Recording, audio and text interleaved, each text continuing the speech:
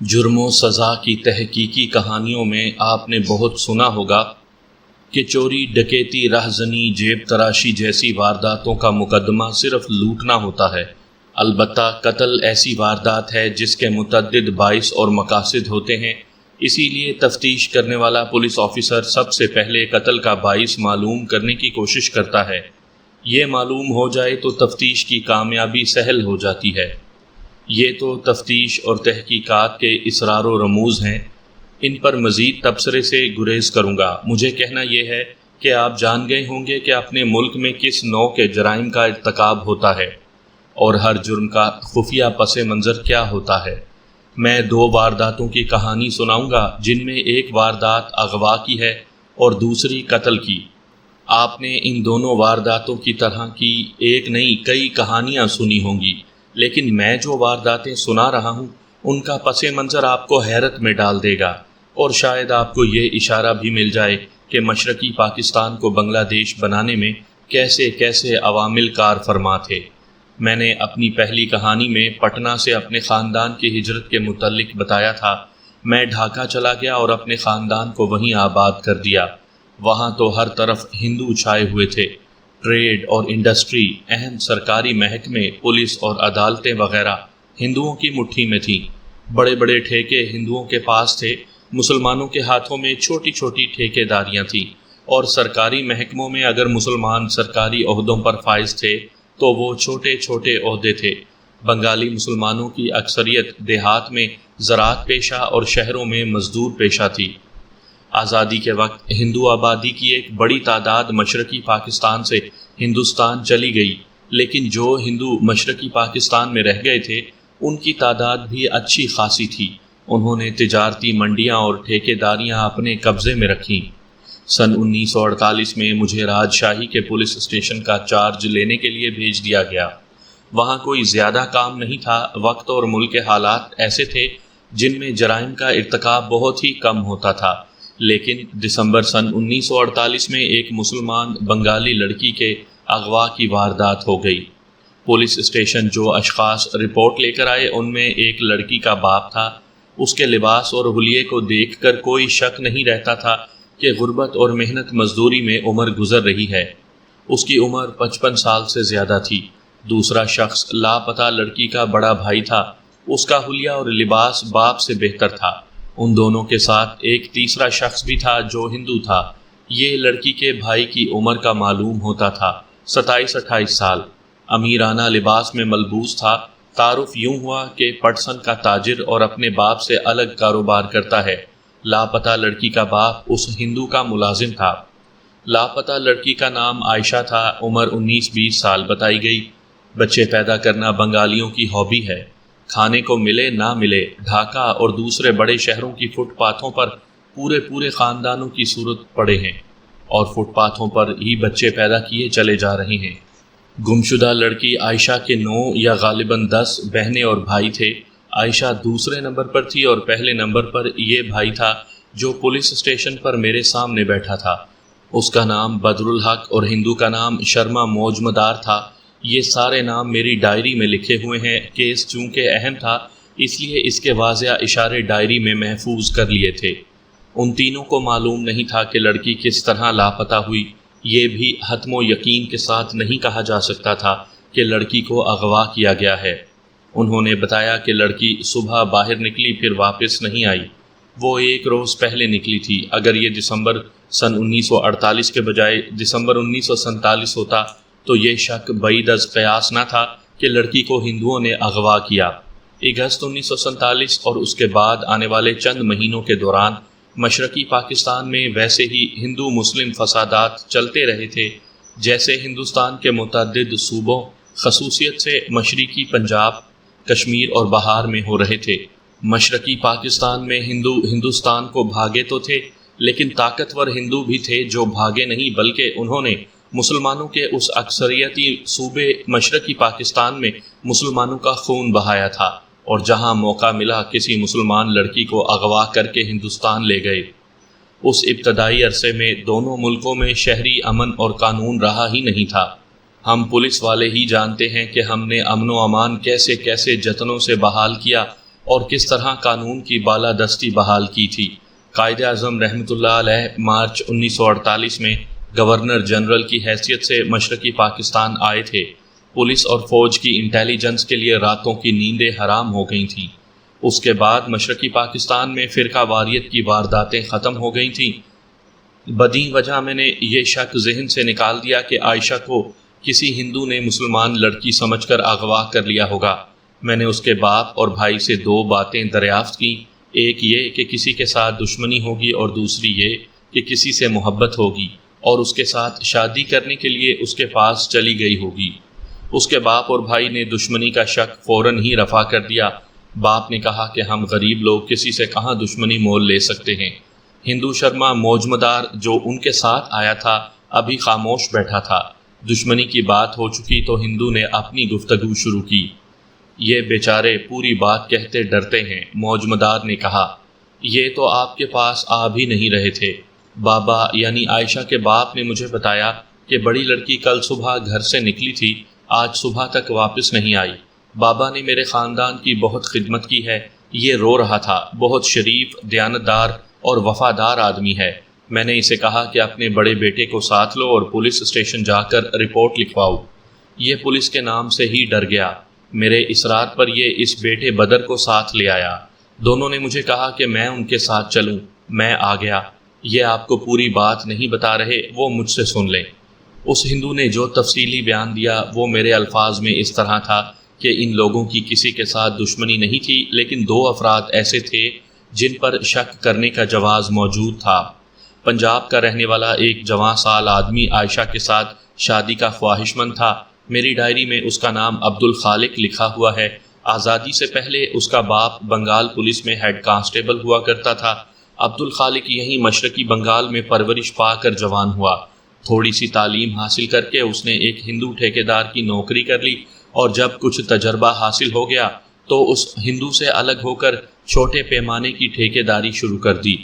واردات کے وقت اس کی عمر 27-28 سال تھی اور ابھی تک اس نے شادی نہیں کی تھی۔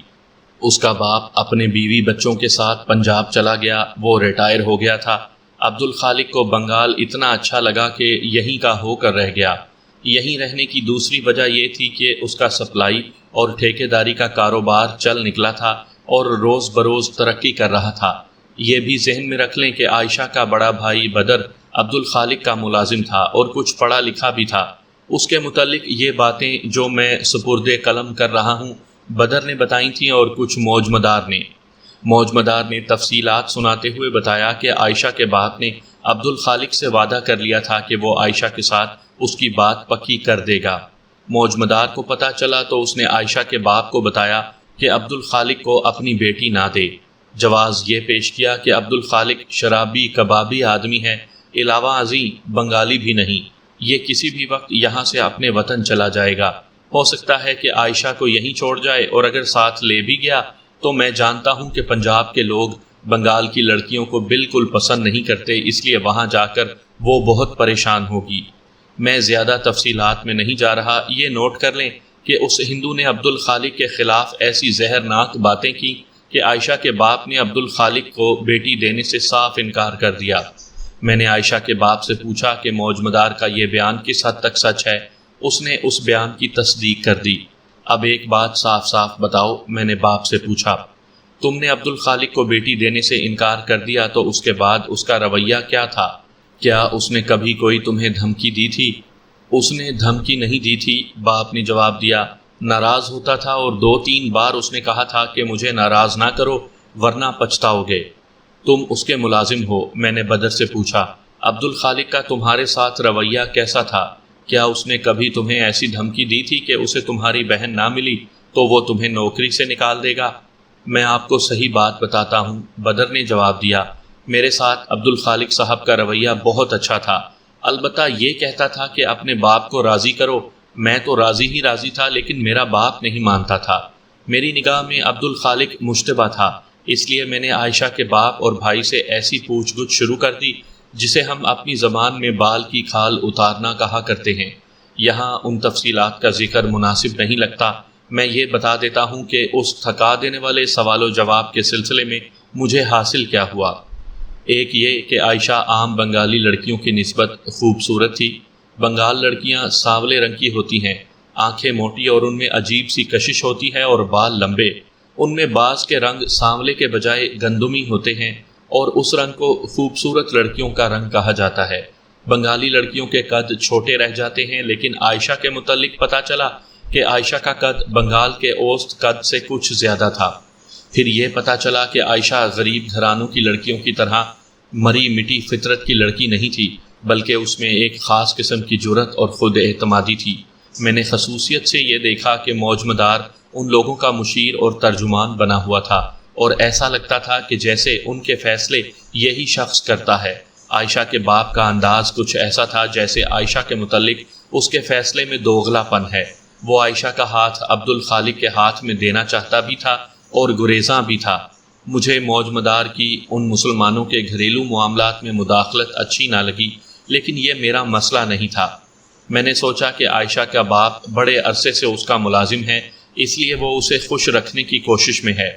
اس تفصیلی اور گہری پوچھ گچھ میں مجھے ایک مشتبہ اور ملا۔ وہ بہار کا ایک نوجوان مہاجر تھا۔ یہ تجارت پیشہ لوگ تھے، صوبہ بہار سے ہجرت کر کے مشرقی پاکستان آ گئے اور راجشاہی میں اپنا کاروبار چلا لیا۔ انہوں نے چاول کی آڑت یعنی ایجنسی قائم کر لی تھی۔ اس بہاری کا نام نہ میرے ذہن میں محفوظ رہا، نہ میں نے ڈائری میں لکھا۔ میں اسے بہاری ہی کہوں گا۔ بدر اور موج مدار نے بتایا کہ یہ بہاری عائشہ کے پیچھے پڑا رہتا تھا اور اس کے ساتھ دوستی یا جائز ناجائز تعلقات پیدا کرنے کی کوشش میں رہتا تھا۔ وہ تو عائشہ کے گھر کے ارد گرد بھی گھوم پھر جاتا تھا۔ عائشہ نے پریشان ہو کر بدر کو بتایا اور بدر نے عبدالخالق کو بتایا۔ بدر کی حیثیت اتنی کمزور تھی کہ وہ اس بہاری کے منہ نہیں آ سکتا تھا۔ یہ کام عبدالخالق نے کر دیا۔ اس نے ایک روز اس بہاری کو پکڑ لیا اور اسے ڈرا دھمکا کر ان حرکتوں سے باز آنے کو کہا۔ اس کے بعد اس بہاری نوجوان نے عائشہ کا پیچھا چھوڑ دیا۔ پتہ چلا کہ عائشہ کے باپ کو بھی اس بہاری کی بیہودہ حرکتوں کا علم ہو گیا تھا اور اس نے موج مدار کو بتا دیا تھا۔ موج مدار نے بھی بہاری کو کچھ دھمکیاں دی تھیں۔ صوبہ بہار کے مہاجر مشرقی پاکستان کے بڑے شہروں میں منڈی پر چھاتے چلے جا رہے تھے۔ عائشہ کے خاندان جیسے بنگالی خاندان پہلے کی طرح نوکریاں اور محنت مزدوری ہی کرتے رہے۔ دوسری طرف عبدالخالق کے پاس جسمانی طاقت بھی تھی اور اس کا کاروبار بھی منافع بخش تھا۔ میں نے ایسی بات کبھی سوچی بھی نہیں کہ پنجابیوں اور بہاریوں نے بنگالیوں کے ساتھ اچھا سلوک نہیں کیا، لیکن میں یہ ضرور کہوں گا کہ بنگالی پنجابیوں اور بہاریوں کے مقابلے میں کمزور لوگ تھے۔ اگر عبدالخالق نے لڑکی کو اس کی رضامندی سے اس کے گھر سے نکال لیا اور اسے کہیں شادی کی نیت سے چھپا لیا تھا، اور یا پھر بہاری نے عائشہ کو انتقاماً کہیں باہر سے اغوا کر کے کہیں رکھ لیا تھا، تو یہ ان دونوں کا انفرادی فعل تھا۔ ایسا انفرادی فعل کوئی بنگالی بھی کر سکتا تھا، لہٰذا یوں کہنا کہ پنجابی اور بہاری بنگالیوں کے ساتھ برا سلوک کرتے تھے تو یہ بالکل غلط اور بے بنیاد الزام ہے۔ میں نے عائشہ کے باپ کے نام سے ابتدائی رپورٹ لکھ لی اور اس کا حلیہ وغیرہ بھی تحریر کر لیا اور انہیں بھیج دیا۔ میں نے ان لوگوں سے عبدالخالق اور مذکورہ بہاری کے ایڈریس لے لیے تھے۔ پہلے میں نے ایک کانسٹیبل کو بھیج کر عبدالخالق کو بلوایا۔ گھٹے ہوئے جسم کا یہ پنجابی جوان دیکھنے میں دل کو اچھا لگتا تھا۔ رنگ گندمی، چہرے پر صحت اور تندرستی کی چمک دمک اور چہرے کے نقوش جاذب نظر تھے۔ اس سے پوچھا کہ وہ عائشہ کے ساتھ شادی کرنا چاہتا ہے۔ اس نے بلا توقف کہا کہ وہ عائشہ کے ساتھ شادی کرنا چاہتا ہے اور اس کی شادی عائشہ کے ساتھ ہی ہوگی۔ کیسے ہوگی؟ میں نے کہا۔ عائشہ کے باپ نے تو انکار کر دیا ہے اور اب عائشہ لاپتہ ہو گئی ہے۔ باپ کا انکار عارضی ہے، عبدالخالق نے کہا۔ اس کا بیٹا بدر اسے منوا لے گا۔ میں جانتا ہوں کہ عائشہ کا باپ ایک ہندو تاجر شرما موج مدار کے ہاں ملازم ہے۔ یہ ہندو نہیں چاہتا کہ عائشہ کی شادی میرے ساتھ ہو۔ کوئی وجہ؟ میں نے پوچھا۔ کیا ایسا تو نہیں کہ اس ہندو کی عائشہ پر بری نظر ہو؟ عائشہ کا باپ اس کا ملازم ہے۔ ہو سکتا ہے موج مدار نے باپ کو لالچ دیا ہو کہ وہ عائشہ کو بڑی اچھی تنخواہ پر ملازم رکھ لے گا۔ آپ شاید بہار سے آئے ہیں، عبدالخالق نے کہا۔ کیا آپ بنگالی مسلمانوں کو نہیں جانتے؟ بنگال کی مسلمان عورت جان دے دے گی، کسی لالچ یا دھمکی سے کسی کے آگے جھکے گی نہیں۔ آپ شاید ہندوستان میں ہوں گے جب یہاں کے مسلمان آزادی کی جنگ لڑ رہے تھے۔ ان کے جذبہ جہاد نے مجھے حیران کر دیا تھا۔ عائشہ عورتوں کے ہر جلوس میں شامل ہوتی تھی، اس کے علاوہ بھی وہ بھاگ دوڑ کرتی رہتی تھی۔ جھوٹ اور سچ کا اندازہ ہی ہو جاتا ہے، بشرط یہ کہ تفتیشی افسر چہرہ شناسی اور انسان شناسی کا تجربہ رکھتا ہو۔ مجھے صاف محسوس ہو رہا تھا کہ عبدالخالق جھوٹ نہیں بول رہا۔ میں نے اس سے پوچھا کہ عائشہ کے باپ کے انکار کے بعد اس نے کبھی عائشہ سے کہا ہوگا کہ اس کا باپ نہ مانا تو عائشہ گھر سے بھاگ آئے؟ کہا تھا، عبدالخالق نے جواب دیا۔ اس نے کہا کہ مجھ سے ایسی توقع نہ رکھنا، میں اپنے بوڑھے باپ اور بڑے بھائی کو ایسا کوئی صدمہ نہیں پہنچاؤں گی، اور ان کی عزت اور غیرت پر جتنی بڑی قربانی دے سکتی ہوں دوں گی۔ میں تو پہلے ہی اس کی محبت میں دیوانہ ہوا جا رہا تھا، اس کی یہ بات سن کر میں اس کا مرید ہو گیا۔ اب تو وہ لاپتہ ہو گئی ہے، میں نے کہا۔ تم نے غور کیا کہ وہ کیسے لاپتہ ہوئی؟ اسے یقیناً اغوا کیا گیا ہے، عبدالخالق نے جواب دیا۔ وہ خود کہیں نہیں جا سکتی۔ تمہیں کسی پر شک تو ہوگا؟ میں نے دانستہ بہاری نوجوان کا اشارہ نہ دیا جو عائشہ کے پیچھے پڑا ہوا تھا۔ عبدالخالق نے خود ہی اس کا ذکر کیا اور کہا کہ اسے جب اس بہاری کی بدتمیزی کا پتہ چلا تو اس نے ایک روز بہاری کو پکڑا اور اسے کہا کہ دیکھو، اب ہم سب پاکستانی ہیں اور ہمارا کردار پکے مسلمانوں جیسا ہونا چاہیے۔ یہ گناہ ہوگا کہ میں مسلمان ہوتے ہوئے ایک مسلمان پر ہاتھ اٹھاؤں۔ عبدالخالق نے یہ بھی بتایا کہ اس نے بہاری سے کہا کہ وہ اس لڑکی کے ساتھ شادی کر رہا ہے اور وہ اسی لمحے سے اس لڑکی کا خیال دل سے نکال دے۔ بہاری نوجوان نے عبدالخالق سے معذرت کی اور کہا کہ وہ آئندہ اسے کم از کم اس لڑکی کے پیچھے پھرتے نہیں دیکھے گا۔ کیا اس بہاری نے اپنا وعدہ پورا کیا تھا؟ پوری طرح وعدہ پورا کیا تھا، عبدالخالق نے جواب دیا۔ عائشہ نے بھی بتایا تھا اور اس کے بھائی بدر نے بھی کہ اب انہیں اس بہاری کی طرف سے کوئی شکایت نہیں رہی۔ میں اپنی جاسوسی کر رہا ہوں، کوئی سراغ ملا تو میں فوراً آپ کو بتاؤں گا۔ اسے میں نے فوراً تو نہیں چھوڑ دیا، سوال و جواب کا ایسا سلسلہ شروع کر دیا کہ یہ صحت مند پنجابی جوان پریشان ہو گیا اور آخر میں آ کر اس کی زبان ہکلانے لگی۔ میں مطمئن ہو گیا کہ لڑکی کی گمشدگی میں اس شخص کا ہاتھ نہیں، اسے رخصت کر دیا اور ایک کانسٹیبل کو اس بہاری کا ایڈریس سمجھا کر بھیجا کہ اسے ساتھ لے آئے۔ یہ دبلا پتلا سا نوجوان جب میرے سامنے آیا تو صاف پتہ چل رہا تھا کہ اس پر ریشہ طاری ہے، اور میں نے ذرا باروب لہجے میں بات کی تو یہ بے ہوش ہو جائے گا۔ اسے نارمل حالت میں لانے کے لیے میں نے بتایا کہ میں بھی صوبہ بہار کا مہاجر ہوں اور میں اسے کوئی نقصان نہیں پہنچاؤں گا، اور اگر اس نے جھوٹ بولا تو میں کوئی ضمانت نہیں دے سکوں گا۔ عائشہ کا ذکر چلا تو میں نے ایسا انداز اختیار کیا جیسے مجھے شک ہے کہ اس لڑکی کی گمشدگی میں اس کا ہاتھ ہے۔ اس کے جواب میں اس نے قسمیں زیادہ کھائیں اور بات کم کی، اور اس نے فوراً تسلیم کر لیا کہ وہ عائشہ کے پیچھے پھرتا رہا تھا اور اس کو بری نیت سے پھانسنے کی کوشش میں تھا، اور عائشہ اسے بار بار دھتکار کر برا بھلا کہتی تھی۔ پھر اس نے میرے کسی اشارے یا حوالے کے بغیر بتایا کہ عبدالخالق نے اسے منع کیا تو اسی روز سے اس نے عائشہ کا پیچھا چھوڑ دیا۔ میں نے اس کو کچھ باتیں کہیں اور اس کی سنی تو میں نے محسوس کر لیا کہ یہ نوجوان عبدالخالق سے ڈر گیا تھا۔ اسے میں نے جلدی نہیں چھوڑا، پوچھ گچھ جاری رکھی اور اسے بہت زج کیا، لیکن اس کی زبان سے کوئی ایسی بات نہ نکلی جو اس کے خلاف شک پیدا کرتی، لیکن اس کا یہ مطلب ہرگز نہیں تھا کہ میں اسے اس شک سے بری کر دیتا۔ عبدالخالق اور اس نوجوان سے میں نے ابھی خفیہ تفتیش کرنی تھی، جس کا طریقہ یہ تھا کہ ان کے پیچھے ایسے مخبر لگانے تھے جنہیں ان پر ہر وقت اور ہر جگہ نظر رکھنی تھی۔ اس بہاری نوجوان کو میں نے اس طرح رخصت کر دیا جیسے اس کے خلاف کوئی شک نہ رہا ہو۔ سامعین کرام، آپ سن رہے ہیں انسپیکٹر راؤ شجاع الدین ابو بکر مرحوم کی تفتیشی داستانوں میں سے ایک اردو داستان جس کا نام ہے بنگال کے بچھو۔ یہ اس سلسلے کی پہلی قسط ہے۔ مجھے امید ہے آپ کو میری یہ کاوش پسند آئے گی۔ آپ نے اگر ابھی تک میرا چینل کہانی گھر سبسکرائب نہیں کیا تو ابھی میرے چینل کو سبسکرائب کر کے بیل نوٹیفیکیشن آن کر لیجئے تاکہ آنے والی ہر نئی کہانی کی اطلاع بر وقت آپ تک پہنچ سکے۔ میں نے اسی رات مخبروں کو بلا کر اچھی طرح ذہن نشین کروا دیا کہ ان کا کام کیا ہے۔ دوسرے یا تیسرے دن کا واقعہ ہے، مجھے یاد ہے 11 بج چکے تھے۔ 6-7 آدمی پولیس اسٹیشن آئے۔ ان کے کپڑوں اور چہروں سے میں نے پہچان لیا کہ بہاری ہیں۔ ان کے ساتھ 2 جوان آدمی بلکہ 2 نوجوان لڑکے تھے جن کے کرتے خون سے سرخ ہوئے جا رہے تھے۔ میرے آفس میں میرے سامنے آئے تو زخمیوں میں سے ایک کو میں نے پہچان لیا۔ یہ وہی بہاری نوجوان تھا جو عائشہ کی گمشدگی کے سلسلے میں میرے پاس آ چکا تھا۔ یہ عائشہ کے پیچھے پڑا رہتا تھا۔ اس کی پیشانی پر زخم تھا جس سے خون ٹپک ٹپک کر کرتے پر گر رہا تھا۔ یہ لڑائی جھگڑے کا کیس تھا۔ زخمیوں کے ساتھ جو آدمی تھے ان میں سے زیادہ ادھیڑ عمر تھے اور ایک ان میں سے بڑی عمر کا تھا۔ انہوں نے غصے اور احتجاج کے لہجے میں بتایا کہ انہیں پنجابیوں نے مارا ہے۔ پنجابی کا لفظ سن کر مجھے افسوس ہوا کہ ہم اب اپنے آزاد اسلامی ملک کے باشندے بن چکے تھے، مگر یہ لوگ اب بھی پنجابی اور بہاری بنے ہوئے تھے۔ پاکستان کو مارز وجود میں آئے ابھی 1 ہی سال گزرا تھا۔ ان پنجابیوں نے ہمارے لڑکوں پر، ان میں سے جو سب سے زیادہ عمر کا تھا، مجھے رپورٹ دینے لگا۔ بکواس بند کرو بڑے میاں۔ میرے منہ سے بے اختیار یہ الفاظ نکلے اور وہ بولتے بولتے چپ ہو گیا۔